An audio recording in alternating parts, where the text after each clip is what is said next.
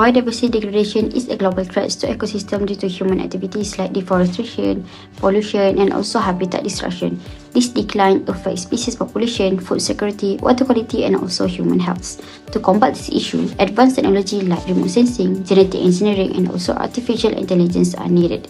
These holistic approaches can ensure that technology's advancements are utilized efficiently, fostering a sustainable coexistence between humans and nature.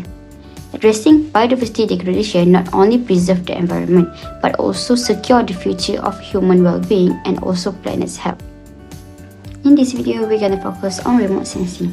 Remote sensing is the science and technology of obtaining information about objects or areas from a distance, typically from satellites. This process involves detecting and measuring radiation reflected or emitted by objects on Earth's surface using sensors on satellites. The objective that we all can get at the end of this presentation are all of us can identify and describe 5 rules remote sensing in biodiversity conservation and management, and we all can explain how remote sensing fits to biodiversity conservation and management.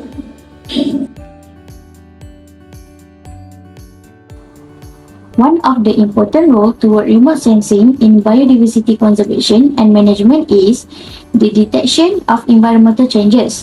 Why is it important? It is because it can monitor environmental changes by human activities that can affect land use changes, such as deforestation and urbanization. It is also give a climate change impact that is critical for assessing threats to biodiversity.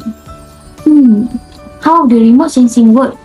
Okay, basically, remote sensing provides time series data that can detect changes in land use, vegetation cover, and other environmental parameters.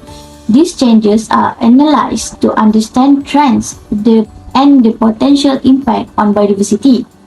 This information also useful for developing conservation plans that aim to mitigate the negative impacts of human activities on biodiversity. Remote sensing plays a crucial role in biodiversity conservation and management, particularly through species distribution mapping. Understanding the distribution of species is fundamental for conservation planning and also management. It helps to identify critical habitats, prioritize conservation effort, monitor threats, and also inform policy and land use planning. So, how it works? Remote sensing data combined with species occurrence record and environmental variables are used in ecological niche modeling to predict where species are likely to be found. This helps to identify areas of high biodiversity and prioritize regions for conservation efforts. Data collection methods include satellites and drones. Environmental variables are combined with remote sensing data to understand species distribution. Ecological niche modeling (ENM) is used to predict species distribution based on environmental constraints. Applications in biodiversity conservation include habitat mapping and monitoring, climate change impact assessment, invasive species management, and also biodiversity hotspot identification. Remote sensing also aids in predicting shift in species distribution due to changing climate conditions and developing adaptation strategies for species conservation. Next, habitat mapping and monitoring. Habitat mapping involves determining the spatial distribution of habitats within a particular area. Remote sensing technology offers high-resolution image of the study area, allowing for the identification of various vegetation types and land cover. This data is essential for creating habitat maps that help identify and manage critical habitats for different species. Beyond mapping, remote sensing is also valuable for habitat monitoring. Regular monitoring of habitat changes allows conservationists to identify threats to biodiversity and take appropriate measures. Remote sensing can reveal alteration in land cover and vegetation, signaling potential habitat degradation or fragmentation. Remote sensing has its roles in conservation planning and policy making. Remote sensing has the potential ability to support environmental policy development. Remote sensing can provide reliable information in order to develop an effective and efficient policies. It provides clear images of environmental problems that leads to policy formulation in order to mitigate these issues. Revision on land use by humans such as agricultural areas can be conducted through remote sensing. This can be used as evidence when implementing policies on irresponsible farmers that does not comply with conservation efforts regulation. In this context, remote sensing works by detecting ozone hole at the atmosphere. This trigger for the policy development in mitigating the cause of this problem.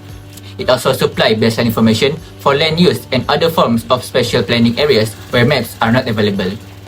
It also used as an input for the modeling of alternative land use options like agriculture or biological conservation such as reserve areas. It also provides images on used land to prevent fraud in environmental policy control of agricultural activities. However, assessment of ecosystem health is one of the important roles in remote sensing towards biodiversity conservation and management. Healthy ecosystems are vital for maintaining biodiversity. Remote sensing can assess the health and functionality of ecosystem. This information is useful for developing conservation plans that aim to protect forest habitats and the species that depends on them. Remote sensing also can be used to monitor changes in water quality, water levels, and vegetation patterns in and around water bodies. How the remote sensing has been used? Okay, basically, it is work as indicators of ecosystem health, such as vegetation productivity, canopy cover, and water quality can be measured using remote sensing data. For example, normalized different vegetation index (NDVI) derived from satellite imagery is commonly used to assess vegetation health. Also, the remote sensing also can check water quality by retrieval of water clarity, turbidity, water color, and the concentration of optically active constituents.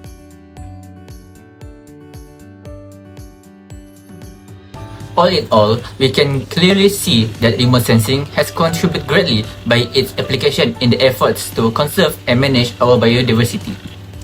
The evolution and advances of remote sensing help us to better monitor our surroundings around the world without the need to be there physically. This aids in our approach to easily get reliable information about species distribution, biodiversity hotspots, habitat mapping, land cover, and many more. We can also monitor ecosystem health so that proper mitigation efforts can be prepared. However, there are many challenges in using remote sensing for biodiversity efforts, such as data availability and quality, lack of standardized methods, technical limitation, limited awareness and expertise.